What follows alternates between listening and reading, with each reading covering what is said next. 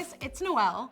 As an expert bullet journaler, I have a ton of crazy supplies and materials that feed my planning obsession. But if you're a beginner looking for advice on how to get started in your bullet journal, some of the intense YouTube videos or Instagram pictures can be totally intimidating. You're probably looking at it all like, do I really need 100 different rolls of washi tape and 12 different sized brush pens on top of all my stamps and highlighters and everything in the book?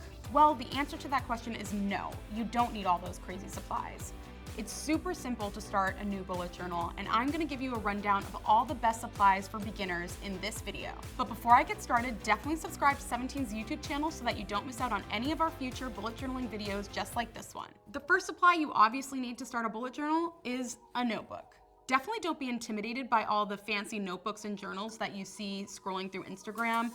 You can use any notebook that you have lying around to start your bullet journal. This notebook that I'm showing you is just a regular lined notebook that I picked up from my local drugstore for $6. And it will do just as well as any fancy schmancy journal at being my bujo. The next supply that is a must to start a bullet journal is a pen, because you can't do anything in your notebook if you don't have a writing utensil. So find a pen, any pen, and get started. See, here I just set up my index in my notebook and it turned out totally functional just by putting pen to paper. But let's be real, the index that I wrote is not the neatest or prettiest thing you've ever seen, which is totally fine if that's what you're into in your bullet journal. But if you want to be neater and have crisp, clean lines, you might want to invest in a ruler.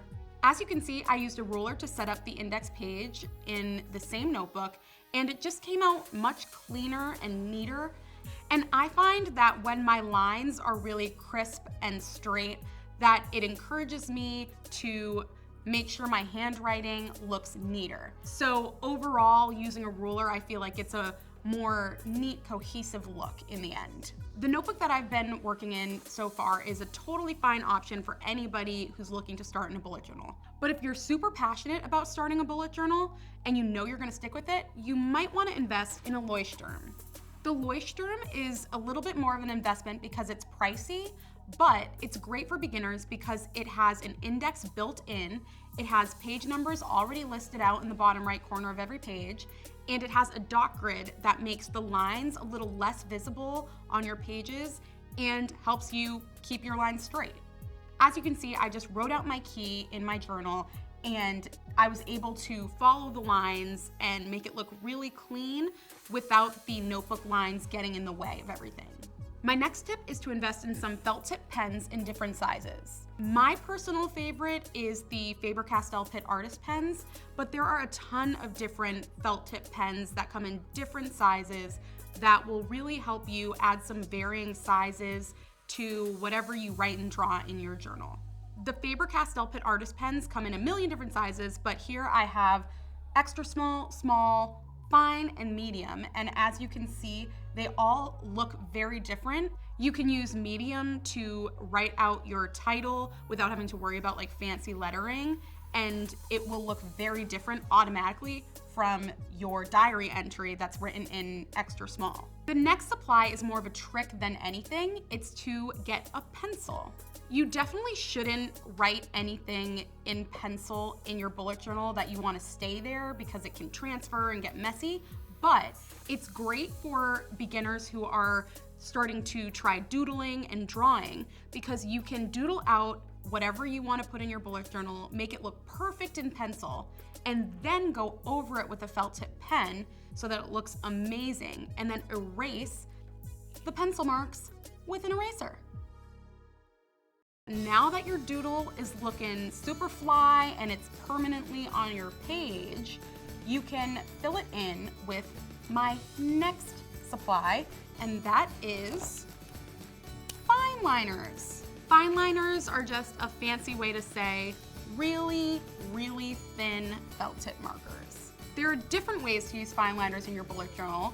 As you can see, I decided to outline my doodle in dark green and brown just to give it like a little pop of color on the outside. But you can also use fine liners just to color code your events and tasks when you're writing them down in your bullet journal. Then to take your bullet journal to the next level, you should invest in some markers. These are Crayola Super Tips, and they're super cheap and super useful to just color all over your bullet journal. I used some lighter colors to fill in my doodle, but you can use them all over your bullet journal for different reasons like coloring, highlighting, and hand lettering, if you want to get into that, which you can learn about here. If you invest in all of these supplies, you are on your way to having a really awesome, pretty, amazing bullet journal. But if you want to take it a step further, you might want to invest in some washi tape. Washi tape is a great, quick, easy way to add some color and fun to your page with like zero effort. I put a strip of washi tape under my titles, and it automatically just separates the page and gives everything its own section while also looking super cute. And if you become a washi tape addict like myself, you might want to invest in something like this. This is a Mochi washi tape set. It comes with all different types of washi tape, and there are a ton of different versions of this, but I like it because it comes in its own little dispenser. Next, you might want some highlighters.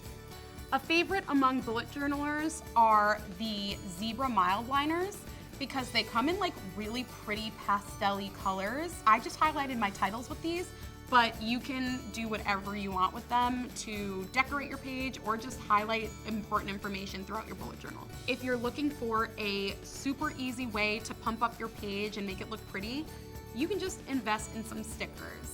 Any sticker book will do. Any sticker that you find laying around in your house will do. And you just pop your stickers wherever you want them. Finally, one last thing that you should definitely invest in as a beginner are some Post-it notes. Sometimes when you're working in your bullet journal, you might have some thoughts and ideas that you don't necessarily want to put down in your bullet journal permanently, and Post-its are a great way to write something down quickly and stick it in your bullet journal where it's safe, but also have the freedom to remove it whenever you want. And that's it. You definitely do not need all of these supplies that I showed you in this video. Really, all you need is a notebook and a pen. But go out and get whatever you felt like you needed to get started, because the hardest part about bullet journaling is getting started. Everything else is just gravy after that. Promise. That's it. I hope this video helps you figure out what bullet journaling supplies you want to invest in.